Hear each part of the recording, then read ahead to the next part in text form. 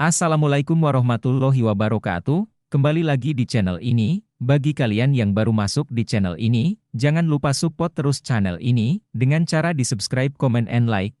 Sekian terima kasih. Cerita jenaka Abu Nawas menjual raja. Suatu hari Abu Nawas sangat kebingungan, bahkan ia hampir putus asa. Sudah 2 hari dapur tidak mengepul asap karena tidak ada lagi barang yang bisa ia jual. Satu-satunya jalan yang bisa dia ambil adalah menjual manusia untuk dijadikan budak. Sebenarnya jika Abu Nawas mau, dia bisa saja menjual teman-temannya, namun ia tidak tega karena teman-temannya bukan orang kaya melainkan orang miskin seperti dirinya. Jalan satu-satunya yang bisa dilakukan Abu Nawas adalah menjual manusia. Akhirnya Abu Nawas memutuskan sesuatu yang tidak biasa, ia akan tetap menjual manusia untuk dijadikan oleh si pembelinya. Bukan menjual temannya melainkan rajanya. Harun al-Rasyid, menurut Abu Nawas, hanya Baginda Raja yang pantas untuk dijual. Bukankah selama ini Baginda Raja selalu mempermainkan dirinya dan menyengsarakan pikirannya? Maka sudah sepantasnya bagi Abu Nawas untuk menyusahkan Baginda Raja. Abu Nawas mencari cara agar bisa menjual Baginda Raja Harun al-Rasyid. Ia pun mendapat ide dan menjumpai sang raja. "Apa itu wahai Abu Nawas?" tanya Baginda langsung tertarik. "Sesuatu yang hamba yakin belum pernah terlintas di dalam benak Paduka yang mulia," kata Abu Nawas meyakinkan. "Kalau begitu cepatlah ajak aku ke sana untuk menyaksikannya," kata Baginda Raja tanpa rasa curiga sedikit pun.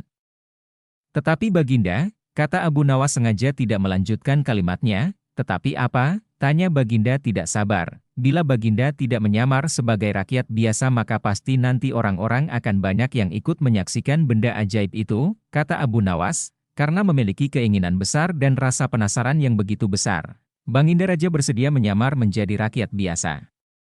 Melihat penyamaran sang raja berhasil, Abu Nawas dan Baginda Raja berangkat menuju ke sebuah hutan. Setibanya di sana, Abu Nawas mengajak Baginda Raja mendekati sebuah pohon besar dan rindang. Ia pun meminta sang raja untuk menunggu. Sementara itu, ia pergi menjumpai seorang badu yang pekerjaannya menjual budak. Abu Nawas mengajak pedagang budak itu untuk melihat calon budak yang akan dijual kepadanya dari jarak yang agak jauh.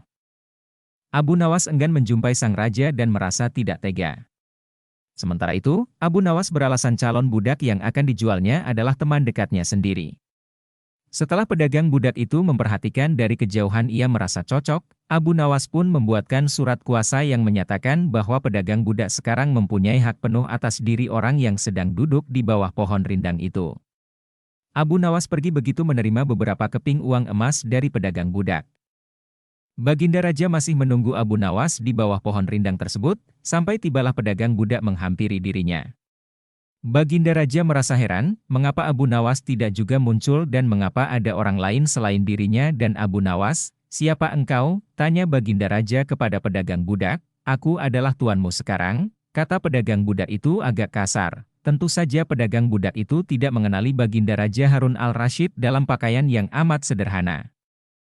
"Apa maksud perkataanmu tadi?" tanya Baginda Raja dengan wajah merah padam. "Abu Nawas telah menjual engkau kepadaku dan inilah surat kuasa yang baru dibuatnya," kata pedagang budak dengan kasar. "Abu Nawas menjual diriku kepadamu," kata Baginda makin murka. "Ya," bentak pedagang budak. "Tahukah engkau siapa aku ini sebenarnya?" tanya Baginda geram. "Tidak dan itu tidak perlu," kata pedagang budak seenaknya. Lalu ia menyeret budak barunya ke belakang rumah. Sultan Harun al-Rasyid diberi parang dan diperintahkan untuk membelah kayu. Baginda Raja merasa heran dengan semua yang diperintahkan. Ia melihat begitu banyak tumpukan kayu di belakang rumah badu itu sehingga memandangnya saja Sultan Harun al-Rasyid sudah merasa ngeri, apalagi harus mengerjakannya. "Ayo kerjakan." Meski merasa kebingungan dengan itu semua, Sultan Harun al-Rasyid mencoba melakukan perintah dari tuan barunya. Sultan Harun al-Rasyid secara perlahan memegang kayu dan mencoba membelahnya. Namun si badu melihat cara Sultan Harun al-Rasyid memegang parang terasa aneh. "Kau ini bagaimana? Bagian parang yang tumpul kau arahkan ke kayu. Sungguh bodoh sekali." Sultan Harun al-Rasyid mencoba membalik parang hingga bagian yang tajam terarah ke kayu. Mencoba membelah namun tetap saja pekerjaannya terasa aneh dan kaku bagi si badui. "Oh, begini derita orang-orang miskin mencari sesuap nasi, harus bekerja keras lebih dulu. Wah, lama-lama aku tak tahan juga," gumam Sultan Harun al-Rasyid.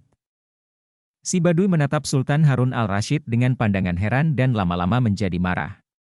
Lah merasa rugi rasanya membeli budak yang bodoh, hai Badui. Cukup semua ini aku tak tahan, kurang ajar kau budakku harus patuh padaku, kata Badui itu sambil memukul sang raja. Tentu saja raja yang tidak pernah diperlakukan kasar itu menjerit keras saat dipukul kayu. Hai Badui. Aku adalah rajamu, Sultan Harun al-Rasyid, kata Baginda sambil menunjukkan tanda kerajaannya. Pedagang budak itu kaget dan mulai mengenal Baginda Raja. Lapun langsung menjatuhkan diri sambil menikmati Baginda Raja. Sang raja mengampuni pedagang budak itu karena ia memang tidak tahu. Tetapi kepada Abu Nawas Baginda Raja amat murka dan gemas. Ingin rasanya dia meremas-remas tubuh Abu Nawas seperti telur.